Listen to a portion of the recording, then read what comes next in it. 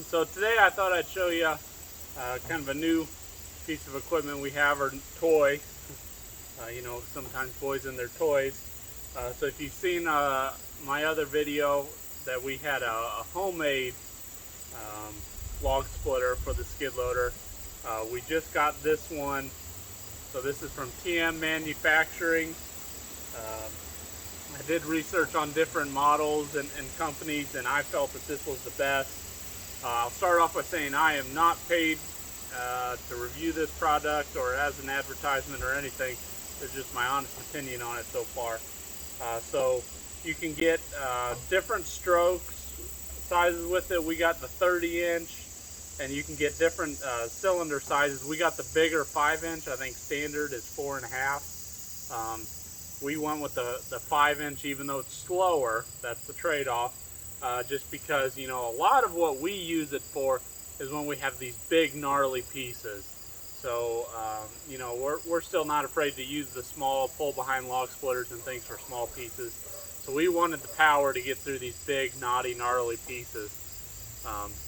Let me tell you, it does that. I am greatly impressed so far. The other week, like my second time using it, I split for about 2.5 hours straight, and not once did this thing kind of stop, get held up, you know, where it couldn't go any harder. It literally split everything that I tried. Unlike our old log splitter, where sometimes if you got in a real knotty or gnarly piece, you had to find just the right grain and put the wedge in the right spot to split it. This thing doesn't care. It's going to split it no matter where you put it on the log.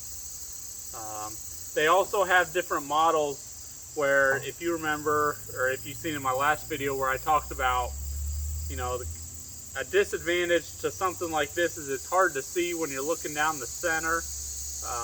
You know, you may look to the side to see where you're at on a piece. They do have a model that is a twin beam design where it's two smaller beams that run the side, and basically what's here is open, so then you can see your ram and where it's at, and you can see your piece up front.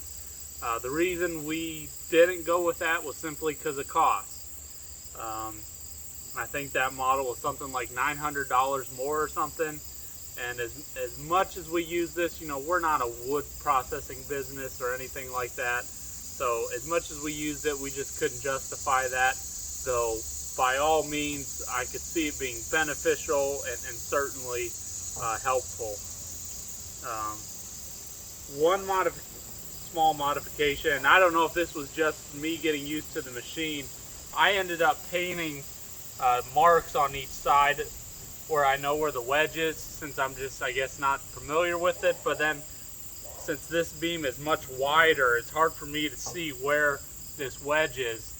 So when I'm looking from the side, even though the line is up here, I can see where the end of that wedge is when I'm setting it down on a piece. It helps me a little bit. But you got to keep this greased well, so they got grease fittings on here. I'm very impressed with it so far. Like I said, there's other brands out there. These are made in the USA. I thought they were affordable, well built, very strong, very heavy duty. I think this is an 8-inch by 8-inch I-beam. And so I guess enough chatting. Let's get to splitting wood.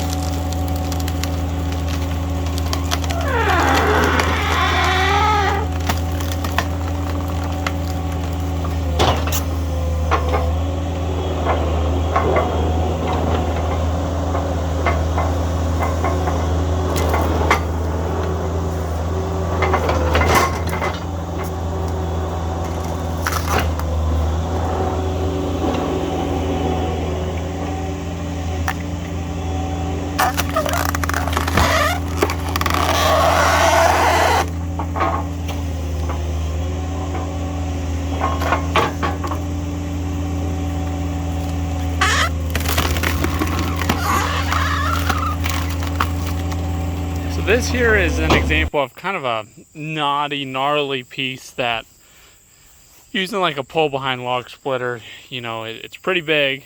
You'd have to wrestle it around, and wrestling it in there, finding the right grain, I'd have some difficulty. I know I would. So let's see what we can do with this piece.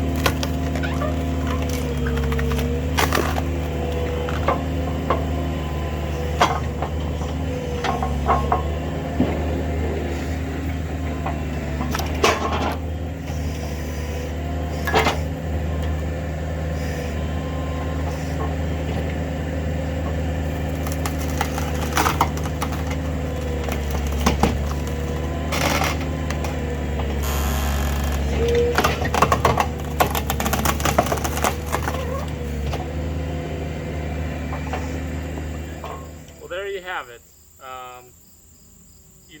It's not the splitter's fault. Sometimes it's a struggle based on the cuts of the ends, keeping it in there. It wants to kick out or whatever. But overall, it did a very good job. It split it well, so that now these are manageable if I want to split them again, or I can just leave them as is. Well, there you have it, guys. They have some more models that I didn't talk about. In short, they have you can get the 4-way wedge with it. I think it was the owner I talked to of the business, and he kind of agreed. Without the model with the center window where you can see what you're doing, the 2-way wedge is kind of better for this. But when you have that window and you can see, where that wedge is, you can use a 4-way wedge easily on it. But in this scenario, since you can't see it, you might get it bound up. I assume. I mean, that would be my assumption, considering you'd be going against the grains with the 4-way wedge. So we just got the 2-way wedge, and they have an even higher model of these, aside from the window. I'll call the window model, and they have one where you can change the wedge out. So again, it's all just how much you want to spend and how much you use it, what it's worth to you. So I can't say enough about it. It's a little slower than our homemade one, but the cylinder is pretty big on it, so you know I can understand, and it's a trade-off between power and the speed of the cylinder. So, well, hopefully you guys like this. If you're in the market for anything like this, check TM Manufacturing out. I wouldn't have gone with them, you know, if I didn't think they were the best. And let me know what you all think.